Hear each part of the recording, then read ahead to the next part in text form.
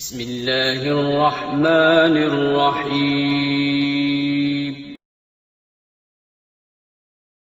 میں نے ایسے لوگ بھی دیکھے ہیں مسجد کی ہمسائیگی میں ہوتے ہیں، نماز کی توفیق نہیں ہوتی۔ بعض اوقات یہ دیکھنے میں آتا ہے کہ کوئی جنازہ ہو جاتا ہے تو ظہر کے بعد جنازہ ہے، عصر کے بعد جنازہ ہے، تو گھر بالکل مسجد کے قریب ہے، تو ظہر کے بعد میت اٹھائی جائے گی، تو سب وضو سے ہوتے ہیں، تو نماز کا وقت ہوا تو سب مسجد میں چلے گئے کہ نماز پڑھیں، اس کے بعد جنازہ اٹھائیں گے، اور بے نمازی ادھر ادھر گلیوں میں منہ چھپاتے پھر رہے ہوتے ہیں۔ وضو بھی کیا ہوا ہے رسماً، لیکن مسجد میں جانے کی توفیق نہیں مل رہی۔ وہ سمجھتے ہیں ہم نہیں جا رہے، میاں تمہیں کوئی بلا ہی نہیں رہا۔ اتنے بد نصیب ہو، جنازہ بھی تم اللہ کے لیے نہیں پڑھنے آئے، وہ بھی کسی کے دکھلاوے کے لیے آئے ہو۔ وہ تو فرض کفایہ ہے اور یہ نماز فرض عین تھی، اور یہاں اللہ کا بلاوا آیا، اس کے لیے اذان کوئی نہیں، اس کے لیے اذان ہے، اور تم یہاں اذان سننے کے باوجود بھی مسجد کے باہر گھوم رہے ہو، بہانے کبھی ادھر جا رہے ہو کبھی ادھر جا رہے ہو، اور نمازی مسجد کا رخ کر رہے ہیں۔ تو یہ کتنی بد نصیبی ہوتی ہے کسی شخص کی کہ مسجد کی ہمسائیگی میں بھی رہتا ہو اور مسجد کے قرب میں کھڑا ہو، اسے نماز کی توفیق نہ نصیب۔ تو یہ اس کی طرف سے توفیقات نصیب ہوتی ہیں۔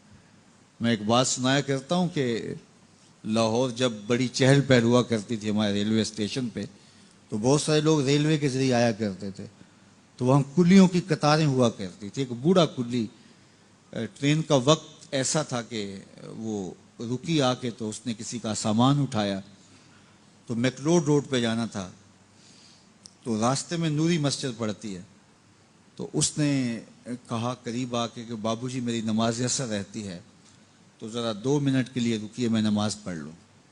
تو اس نے کہا ٹھیک ہے، سامان رکھا اور بابا جی اندر نماز پڑھنے چلے گئے۔ نماز ذرا اعتدال کے ساتھ پڑھتے تھے، رکوع و سجود اچھے طریقے سے کرتے تھے، اور یہ بار بار ٹائم دیکھتا ہے اور کبھی اندر جھانکتا ہے، تو بابا جی ابھی رکوع میں ہیں، کبھی سجدے میں ہیں، کبھی قیام میں ہیں۔ یہ کہتا ہے کہ میں عجیب مصیبت میں پھنس گیا کہ بابا جی نماز نہیں چھوڑ رہے۔ خیر بابا جی نے سلام پھیرا، ان کو تسبیحات فاطمہ پڑھنے کی عادت ہوئی تھی، وہ تسبیحات پڑھنے لگ گئے، تو اس کا پیمانہ صبر لبریز ہو گیا۔ وہ جہاں جوتے اتارتے تو وہاں جا کے اندر جھانک کے کہتا بابا آ بھی جا، تینوں کیڑی شے باہر نہیں آن دیندی۔ تو بابے نے یوں پلٹ کے دیکھا اور مسکرا کے کہا پتر جڑی شے تینوں اندر نہیں آن دیندی۔ وہ نہ بلائے تو بندہ قرب میں بھی کھڑا ہو تو اندر نہیں جا سکتا۔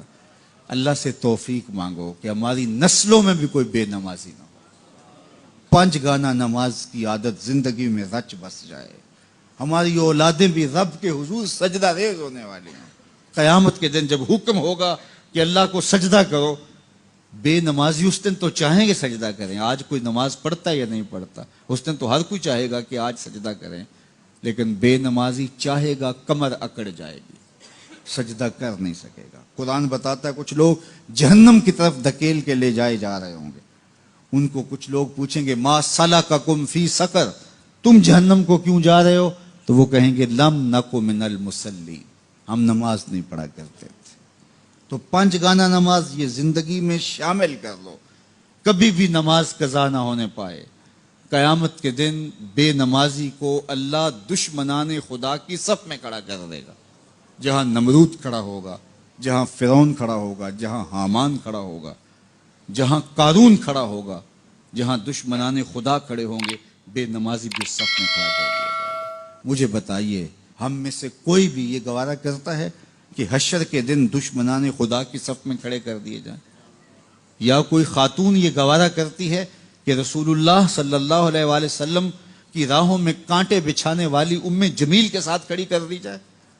تو جب ہم یہ گوارہ نہیں کرتے، نہ ہماری مائیں بہنیں بیٹیاں گوارہ کرتی ہیں، تو پھر نماز کبھی ترک نہ کیجیے، نماز کو شعار زندگی